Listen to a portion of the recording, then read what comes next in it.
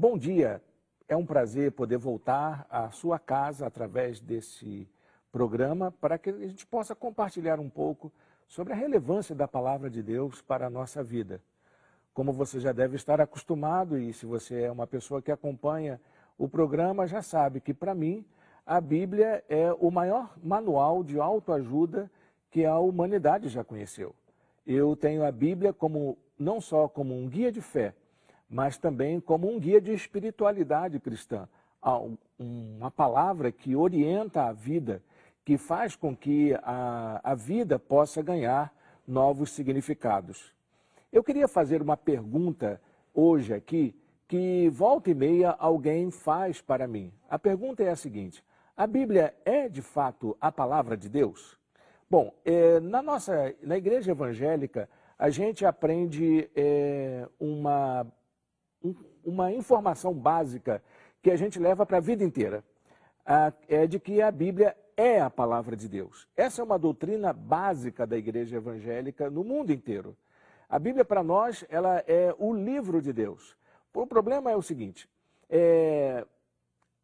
para a gente entender a Bíblia como palavra de Deus, a gente precisa levar em consideração o que é essa realidade para nós. A Bíblia é uma realidade escrita, é um manual escrito. E claro, se ela foi escrita, ela teve a mediação de homens. Então eu tenho a consideração de que a Bíblia tanto é um livro divino quanto ela é um livro humano. Ela não contém a palavra de Deus, ela também não se torna a palavra de Deus, mas ela é a palavra de Deus dita aos homens e que para que chegasse até nós teve que vir da forma escrita. Essa dinâmica que envolve a relação com a língua é que faz com que a gente possa encontrar as dificuldades que a gente encontra, que é peculiar às dificuldades de interpretação de texto.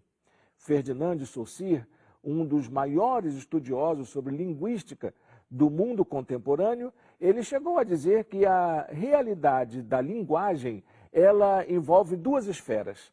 A primeira, a esfera da língua, como uma atividade formal, humana, que tem um aspecto sistêmico, organizada logicamente e linearmente.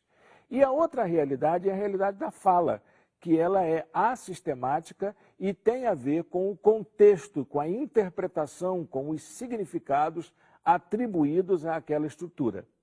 A Bíblia também, na sua narrativa, ela usa algumas palavras dúbias para poder descrever a ela mesma. Por exemplo, o Velho Testamento usa a palavra davar e a palavra inra para poder descrever, palavras hebraicas, para descrever o que ela é. Ela é tanto davar, que é a palavra escrita, quanto ela é inra, a promessa divina a todos os homens em todos os lugares. Essas palavras, quando foram traduzidas para o grego na versão da Septuaginta, isso ainda por volta do 2º século antes de Cristo, o Velho Testamento foi traduzido inteiramente para o grego.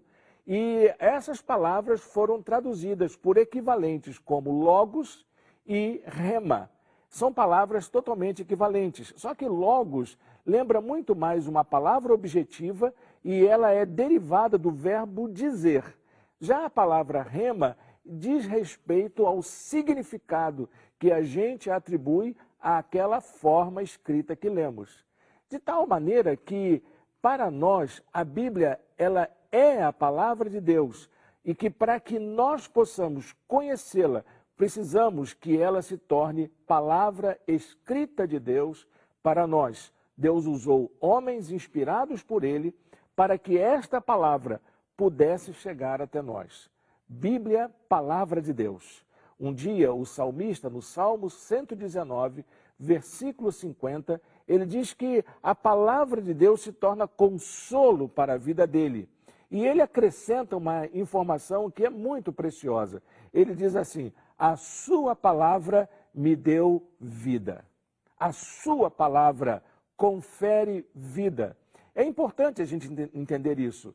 Por isso que eu entendo que a Bíblia não é só um livro de informação, ela não é um livro de ciência, ela não é um livro de geografia, ela não é um livro de história, ela também não é um livro de teologia, mas é um livro que nos remete a uma relação profunda com Deus. Por isso, eu queria convidar você a conhecer um pouco mais a Bíblia. Não olhar para ela apenas como um livro mágico ou como um livro de informação, mas como um livro que vai ajudar você a fazer as escolhas adequadas e a orientar a sua vida de maneira que você possa ser aquilo que Deus gostaria que você fosse. Deus o abençoe nesta manhã. Tenha uma manhã de alegria na presença do Senhor.